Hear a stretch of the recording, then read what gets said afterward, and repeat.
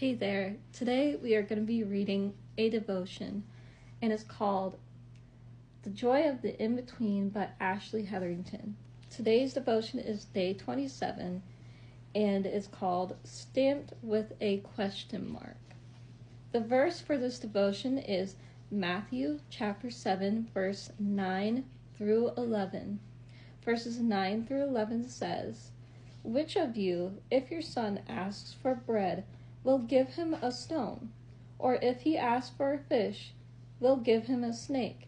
If you then, though you are evil, know how to give good gifts to your children, how much more will your Father in heaven give good gifts to those who ask him?"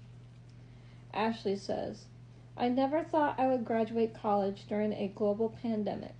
I always imagined my senior year ending with a memorable graduation ceremony, accompanied by a large crowd cheering for us as we tossed our caps into the air and jumped into a future of countless job opportunities and exciting plans.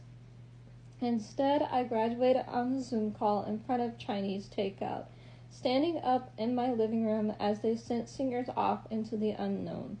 Many of us, my classmates, were confused, jobless, and scared.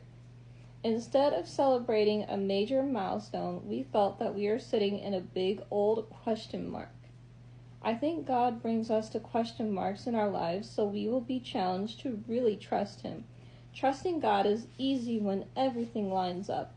When you have the dream job, when you are dating someone who is marriage material, when the pregnancy test comes back positive after 1 month of trying, when it seems as though everything is going according to plan.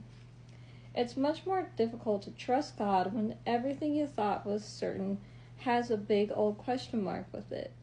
When you graduate without a single job offer, when your lease is ending and you don't know where you'll go, when the person you thought you would marry breaks off your relationship suddenly.